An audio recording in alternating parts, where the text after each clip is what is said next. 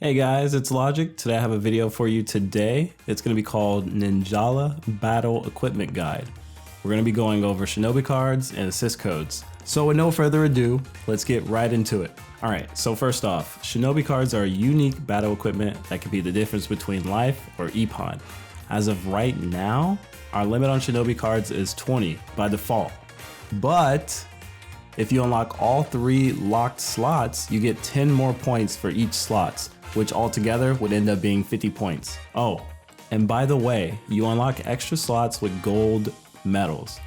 How you get a gold medal is either by playing ranked matches or the battle pass. The ranked matches will give you gold medals, but not every single time. It's gonna be like random RNG. There's no real way to identify when you're gonna get one. You're just gonna get it randomly. And with the battle pass, there's 2 versions of the battle pass, a free version and a paid version. If you don't pay for your battle pass, you'll get everything in that free version still. And then if you buy the battle pass, obviously you'll get all that other stuff underneath the free version. So nothing to worry about. So as of right now, there are 10 shinobi cards in Ninjala.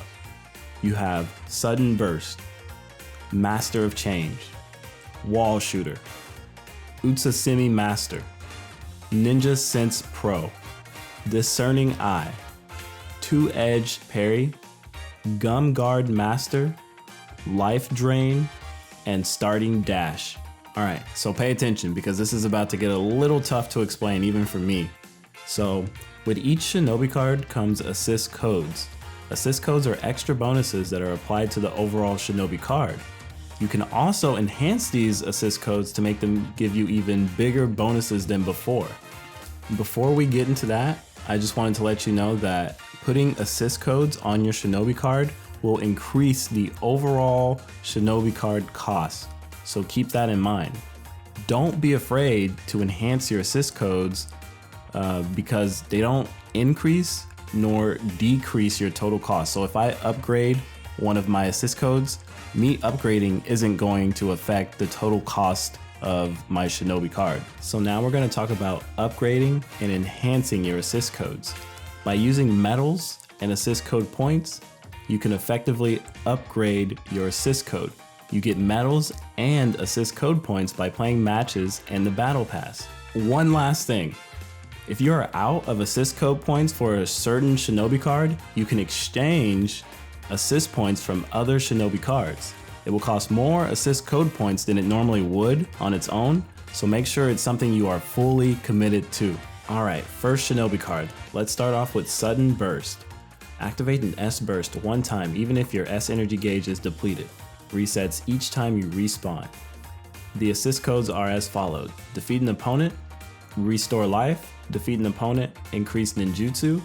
Defeat an opponent, increase S energy gauge.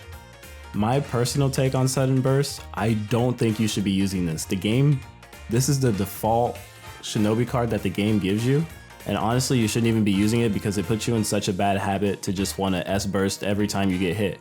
And people can predict that. And if you get, if someone uses a break attack on you and you're S bursting, you're going to get creamed. So I personally wouldn't use this. Don't let me stop you from using it if you want to, but I personally wouldn't. Up next is Master of Change. Increases morph gauge capacity, allowing for longer morphing time. Assist codes are as followed. Morph gauge capacity increase. Life recovery rate while morphed is increased. Morph gauge refill rate is increased. I don't see a real reason to why you would want to be morphed longer. Like I legit have no idea. But if that's something you're into, then this shinobi card is for you. I personally think this card is worthless, but it's all subjective. Our next shinobi card is Wall Shooter. Gum shot cooldown is reduced while standing on walls. Assist codes are as followed. Gum shot cooldown reduced while standing on wall. Gum damage dealt to foes is increased while standing on walls. Successfully executing a gum bind will increase your ninjutsu gauge while standing on walls. So a gum bind is, when your opponent they can't move and there's like gum all over their body. That's what a gum bind is, if anybody had any confusion on that. As for the usefulness on Wall Shooter shinobi card, I think it's pretty good. It reduces the cooldown by a noticeable amount. You can definitely tell that the cooldown is shorter. It might not be something I would use religiously, but it definitely has its perks, so I would definitely consider it pretty good. Next Shinobi card is Utsasimi Master.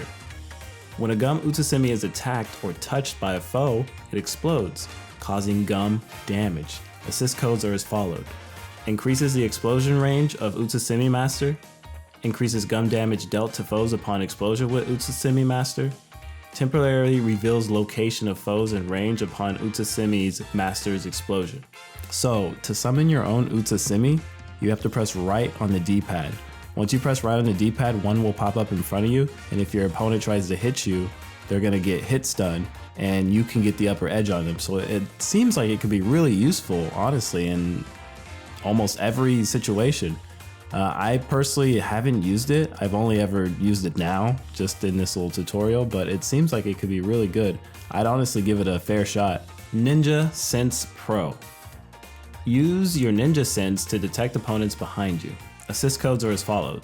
Detection range for Ninja Sense Pro is increased. Move faster when nothing is currently being detected by Ninja Sense. Increase damage and gun damage dealt by first strikes against more foes. So personally, I find Ninja Sense Pro really good just because in situations to where there's nobody around you, you get faster movement speed. Like think of like Eagle City. Sometimes there's just nobody around because of just how the map is laid out. So that extra movement speed would come in handy. Also knowing that if somebody is behind you is really useful. All you have to do is just look at your little avatar in the bottom left and it shows you if somebody's nearby, if they're behind, and your character actually makes a sound too. If somebody's close, he'll say, "What? What? Huh?" So be on the lookout for that. Really good. Discerning Eye. Drone locations can be seen through walls within a certain range. Assist codes are as followed.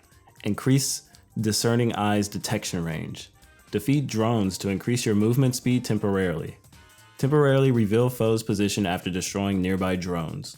I feel that Discerning Eye can be really good on certain maps. That certain map being Eagle City, because a lot of the times, like, even though I'm familiar with the map, I just find myself like getting into weird situations to where I can't really find a drone.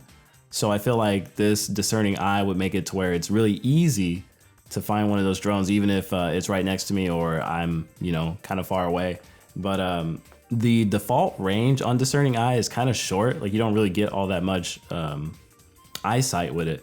But you also have the assist code that can increase the Discerning Eye detection range. So there's that. I would use that because the default range on it is kind of short. So remember that. Two-edged parry. When parrying, both you and your opponent's life will be reduced. However, life will never be reduced to 0. Assist codes are as followed. Increase life reduction to foe and self when nullify occurs. Reduce life reduction to self when nullify occurs. Deals damage to surroundings when nullify occurs. So if you had any confusion on what nullify is the spear or orb that occurs when you and your opponent get into a parry struggle. That way, nobody else can just interrupt it. So that's what nullify is. On how I feel about this certain Shinobi card, it doesn't really strike me as something that would be useful, to be honest. You do get into a lot of parry struggles, but like, what's the point of you and your opponent losing HP, It seems like a double-edged sword. Like, sure, you could benefit from this, but you could also, in turn, get bent over by this. So, I don't know. It's not something I would personally use, but I could see it being beneficial. Up next is Gum Guard Master.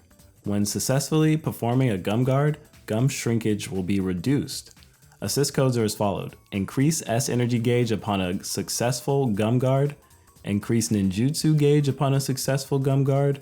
Reduce damage suffered after a failed Gum Guard. Personally, Gum Guard Master is one of my favorite Shinobi cards. On its own, without this card, you only get 5 attacks, and then your gum defense is gone.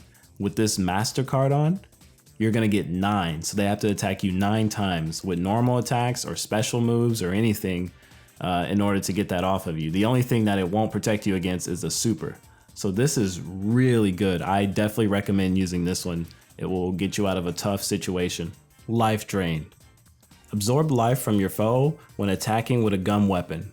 However, standard rate of life recovery will be reduced. Assist codes are as followed. Increase life absorbed from foe after a gum weapon attack. Reduce damage taking after absorbing life from a foe. Reduce gum damage taking after absorbing life from a foe. So I'm gonna keep it real. I personally really like Life Drain. I think honestly, I think it's really good and it can shine. I've seen a lot of people talk about it and say it's not really worth it, but the amount of life recovery you miss out on isn't really that noticeable, to be honest. Even when you morph, you can still see your life coming back kind of quick. So I don't think it's that much of a big deal. I am for Life Drain. I think this is a really good Shinobi card. Definitely top 3 for me. So I would use it. Well, here we are. Last but not least, starting dash. Begin the battle with increased S energy capacity. Assist codes are as followed. Move faster at the start of battle and after respawning. Reduce damage taking at the start of battle and after respawning. Reduce gum damage taking at the start of battle and after respawning. There's no other way to put this. You need to have this on at all times. This is a mandatory Shinobi card. There are no downsides to this card. You literally get an extra S gauge slot. So instead of, that's one less drone you have to hit. So that's pretty much my whole take on this. Like that's just what you need to do. This is never gonna be detrimental to you. So you always need to have it on. So this is just a cool guide, illustrating all Shinobi cards and what they can do to help you in battle. I hope you enjoyed the video. If you did, please give it a like. It really does help. This is Logic, and I'll see you guys in the next one. Take it easy.